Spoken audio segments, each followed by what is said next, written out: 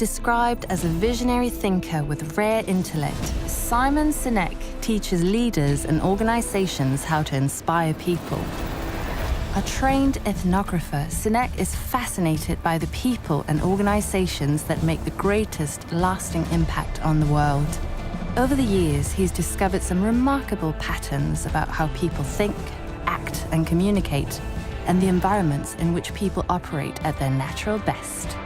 Most known for popularizing the concept of start with why, his talk on this topic is the third most watched talk on TED.com of all time.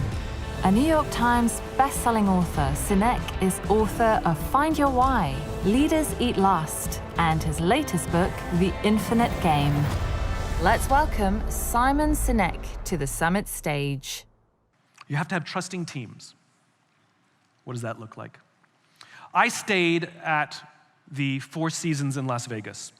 It is a beautiful hotel. And the reason it is a beautiful hotel is not because of the fancy beds. Any hotel can buy a fancy bed. It's because of the people who work there. That when you roam the halls of the Four Seasons and people say hello to you, you get the distinct feeling that they wanted to say hello, not that they were told to say hello. We can tell the difference. We're highly attuned social animals. We can tell the difference. It's like you can always tell when someone's commission-driven, right? Because you can feel it. Same thing. They happened to have a coffee bar in the lobby. And so one afternoon, I went and bought myself a cup of coffee, and the barista that day was a kid named Noah. Noah was funny. He was engaging. I spent far too long standing there buying a cup of coffee because I was having such a nice time talking to Noah. So as is my nature, I asked Noah, "Do you like your job?" And without skipping a beat, Noah says, "I love my job." Now, in my line of work, that is very significant. There's a difference between like and love. Like is rational. I like the people, I like the challenge, I make good money, I like my job. Love is emotional. Do you love your wife? I really like her. I asked you if you love your wife. I told you I like her a lot. It's a different standard. One's emotional. Noah said, "I love my job." Very significant. So immediately I followed up. I said, "Tell me specifically what the Four Seasons is doing that you would say to me you love your job." Without skipping a beat, Noah said, "Throughout the day, managers will walk past me and ask me how I'm doing. Not just my manager, any manager." And then he said, "I also work at Caesar's Palace. And there, the managers walk past us and make sure that I'm doing everything right and catch us if we're doing something wrong. He says, there I like to keep my head below the radar and just get through my day and cash my paycheck at the end of the day. Only at the Four Seasons do I feel I can be myself." This is the exact same human being. And if I had met him at the other job, I can tell you that my customer service experience would have been profoundly different. Not because of the person, because of the leaders. Leaders are responsible for creating an environment in which people feel they can be their best selves. All the time, I can't tell you how often I get the question, "Simon, how do we get the most out of our people?" They're not a towel that we wring.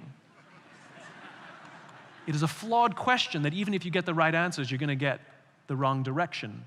The correct question to ask is, how do I create an environment in which my people can work at their natural best? If you can do that, you will produce something called trusting teams. Trusting teams is an environment in which people feel safe enough to raise their hand and say, "I made a mistake." They can say, "I need help. I don't know what I'm doing. You promoted me into a job that I don't feel qualified. I need more training. I'm having trouble at home. It's affecting my work. I'm scared." Without any fear of humiliation or retribution, without any fear that revealing that weakness, that vulnerability, will put them on some short list for the next round of layoffs. In fact, they have every confidence that if they were to say any of those things, both their colleagues and their bosses would rush to their aid. That is what a trusting team looks like, and that is what a trusting team feels like. As somebody once said to me working in a corporation, I couldn't even think about what good leadership looked like, but I can tell you what bad leadership felt like. If you do not have trusting teams, what you do have is a group of people who show up to work every single day, lying, hiding, and faking. Any mistake that they make, they bury for fear of getting humiliated or find themselves on some short list. If they don't know what they're doing, they're certainly not going to tell you. They're going to hoard information instead of sharing it for fear that if they share what they know, it will make them vulnerable if somebody younger and cheaper comes in. They're not going to admit that they're having trouble at home that's affecting their work, and they're certainly not going to tell you they're scared or need your help. That will be your company, and that will be your culture. And over the course of time, things will break. I was flying on a business trip, and a scene played out in front of me where one of the passengers attempted to board the aircraft before their group number was called, which, as we all know, is a felony. And that is exactly how the gate agent treated him. "Step aside, sir. I haven't called your group yet. Please step aside and wait till I call your group," is exactly how she talked to a paying customer. So I spoke up. I said, "Why do you have to talk to us that way? Why can't you talk to us like we're human beings?" And she looked me in the eye and said, "Sir, if I don't follow the rules, I could get in trouble or lose my job." All she revealed to me is that she does not feel safe in her own organization, and her leaders do not trust her to do the job for which she's been trained to do. And guess who suffers? Customer and company. She's more preoccupied with protecting herself from her own company than she is helping the customer protect themselves from whatever's going on in the outside world.